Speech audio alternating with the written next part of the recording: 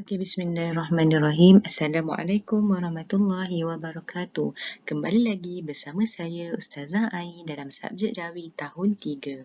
Baiklah anak murid semua, sebelum kita belajar tajuk baru pada hari ini, jom kita tengok apa yang kita dah belajar. Okey, minggu lepas kita dah belajar tentang 3 suku kata atau lebih pada perkataan bahasa Melayu. Ingat lagi tak yang ada kotak yang macam Ustazah bagi yang kamu lihat sekarang, ada 3 suku kata. Di suku kata pertama mestilah pola vokal A, dan Ustazah ada bulatkan dekat situ, ingat tak? Dekat yang bulatan tu, bila suku kata pertama pola vokal A, kita kena buang huruf A. Bila kita buang huruf A, bila kita tulis dalam ejaan Jawi, maka tiadalah huruf alif. Suku kata kedua dan suku kata ketiga, kita perlu eja seperti biasa ikut padanan huruf sahaja. Okey, hari ini kita akan belajar tentang perkataan yang mengandungi 3 suku kata atau lebih, tetapi kita akan fokus kepada hukum 3 suku kata pada perkataan bahasa Inggeris. Minggu lepas kita dah belajar tentang pada perkataan asal bahasa Melayu. Kali ini kita akan belajar pada perkataan bahasa Inggeris yang mengandungi 3 suku kata ataupun lebih lah. Bagi siapa yang ada buku teks, boleh buka buku teks kamu, buka surat 38. Okey, sebelum kita pergi dengan lebih jauh, kita tengok dulu apakah perkataan serapan atau pinjaman bahasa Inggeris yang dimaksudkan tu. Okey, kamu tengok perkataan-perkataan kat bawah ni. Ini adalah perkataan serapan ataupun pinjaman bahasa Inggeris yang kita ambil untuk kita gunakan dalam bahasa Melayu. Contohnya adalah kalender, fakulti dan juga bateri. Perkataan-perkataan ini adalah perkataan yang asalnya daripada bahasa Inggeris, tetapi kita pinjamkan untuk kita gunakan dalam bahasa Melayu. Tu sebab kalau kamu tengok tulisan bahasa Melayu kalender, tulisan bahasa Inggeris yang dalam kotak warna hijau tu lebih kurang sama saja bunyinya, tapi ejaannya sahaja yang berbeza. Kalau dekat sini kalender dieja dengan bahasa Melayu, kita eja dengan huruf K, tetapi dalam bahasa Inggeris kita akan tukarkan huruf K tu kepada huruf C sebab dia bahasa Inggeris. Okey, kita pergi perkataan kedua iaitu fakulti.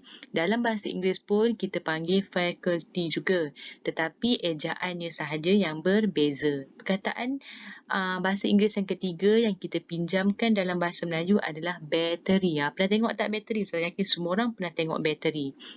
Bateri adalah perkataan asal bahasa Inggeris yang kita pinjamkan dalam penggunaan bahasa Melayu. Tapi dalam ejaan bahasa Inggeris, bateri ada sedikit berbeza daripada bahasa Melayu. Tetapi bunyinya masih sama. Okey, kita akan tengok hari ini macam mana kita nak eja perkataan-perkataan bahasa Inggeris ni semua dalam ejaan Jawi. Okey, tahukah anda perkataan 3 suku kata atau lebih akan dikekalkan huruf alif pada suku kata pertama.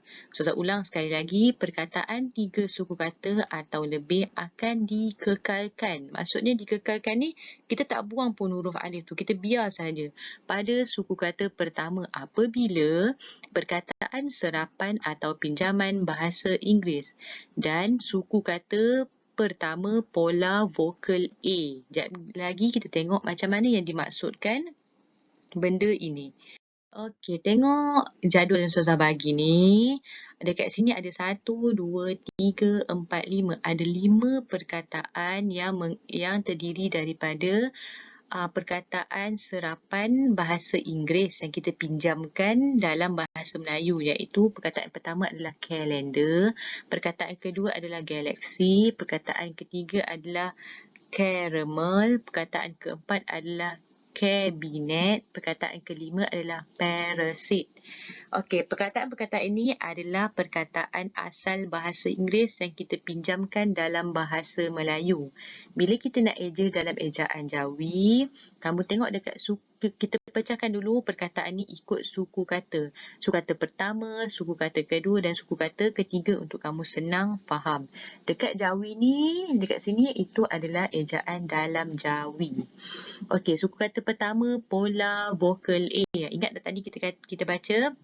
Bila perkataan bahasa Inggeris, suku kata pertamanya adalah suku kata pola vokal A, maka kita perlu kekalkan huruf alif. Kalau kita kekalkan huruf alif, maksudnya kita kekalkan huruf A yang ada dekat situ tu, sebab huruf A dekat sini kita tak pangkah pun macam yang kita belajar minggu lepas. Kita kekalkan saja, biarkan sahaja. Bila kita biarkan huruf A dekat sini, maka bila kita nak eja dalam ejaan Jawi, kamu tengok perkataan yang Ustazah highlight warna hijau tu, dia ada huruf alif. Okey, pergi pada suku kata kedua, warna biru. Okey, eja macam biasa. Suku kata ketiga pun sama, eja seperti biasa. Suku kata pertama ni tak perlu buang huruf A. Kalau kamu buang huruf A, dia salah. Sebab kalau buang huruf A hanya pada perkataan bahasa Melayu sahaja. Kalau perkataan pinjaman daripada bahasa Inggeris, kita perlu kekalkan huruf A. Kalau kekalkan huruf A, maka kita kekalkan huruf alif.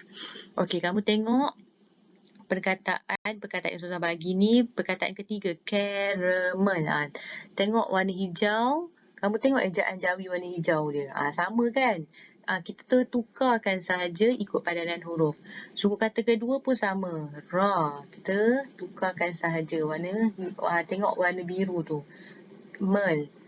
Mim, ya, lam. Eja seperti biasa. Kalau perkataan yang mengandungi 3 suku kata atau lebih, kamu perlu tengok pada suku kata pertama sahaja. Kalau suku kata kedua, ketiga tu kamu eja ikut padanan huruf seperti biasa. Okey, jom kita tengok perkataan lain ataupun contoh-contoh.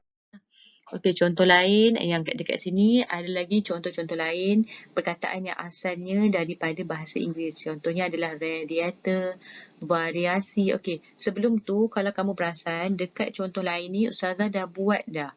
Suku kata pertama Ustazah dah highlightkan warna kuning. Kamu tengok warna kuning. Dekat warna kuning tu, Ustazah tak pangkah pun huruf A dia. Kalau Ustazah tak pangkah huruf A, bermakna kita perlu kekalkan huruf A dan kita perlu tukarkan dia kepada huruf alif. Tengok dekat situ. Okay, kita pergi radiator. Kamu tengok macam mana nak eja radiator. Ra, alif, dal, ya, alif, ta, waw, ra. Yang kedua, variasi. Yang ketiga, fanatik. Yang keempat, galeri. Yang kelima, sabotage. Yang keenam, kanopi. Yang ketujuh, katalog. Yang ke-8, habitat. Yang ke-9, jacuzzi. Saya ulang lagi, ini semua adalah perkataan-perkataan yang asalnya daripada bahasa Inggeris yang kita pinjamkan untuk kita gunakan dalam bahasa Melayu. Kalau kita nak eja dalam ejaan Jawi, kita perlu kekalkan huruf alif. Jangan buang huruf alif. Siapa buang huruf alif ataupun buang huruf A, dia salah. Okey, untuk kesimpulannya, perkataan serapan atau pinjaman bahasa Inggeris pada 3 suku kata atau lebih akan dikekalkan huruf alif pada suku kata pertama. Suku kata pertama tu kita kena kekalkan huruf alif, jangan buang. Yang kedua, perkataan asal bahasa Melayu. Maksudnya perkataan tu bukan perkataan pinjaman bahasa Melayu, bahasa Inggeris. Contohnya macam yang kita belajar minggu lepas, macam rasuah. Apa lagi? Haloba, dahulu, bahasa. Kita perlu gugurkan huruf alif pada suku kata pertama. Gugurkan huruf alif maksudnya tak ada huruf alif lah dekat suku kata yang pertama tu. Okey, untuk latihan pada hari ni Ustazah nak kamu tulis satu perkataan serapan bahasa Inggeris yang mengandungi 3 suku kata atau lebih dekat ruangan komen yang kamu tahu dan ingat. Tak kisah perkataan tu kamu boleh je ambil dari daripada perkataan lain selain daripada slide yang Ustazah tunjuk tadi pun tak apa. Kalau kamu nak ambil dalam slide ni pun tak apa, tak jadi masalah. Yang penting kamu komen satu saja perkataan tu dekat bawah menggunakan tulisan Rumi. Okey, yang kedua kamu dah komen, dah tulis nama kamu. Kamu perlu siapkan buku aktiviti Jawi di muka surat 20 dan 21. Lepas tu kamu snap gambar, hantar kat guru kelas kamu dan Ustazah akan semak dan beri komen di situ. Itu saja untuk pembelajaran kita pada hari ini tentang hukum 3 suku kata pada perkataan bahasa Inggeris. Ustazah harap kamu dapat sedikit daripada apa yang kita belajar pada hari ini. Kalau kamu tak faham lagi, kamu boleh ulang balik video ini berkali-kali. Ataupun kalau kamu tak faham juga, kamu boleh tanya dengan Ustazah. Okey, Assalamualaikum warahmatullahi wabarakatuh.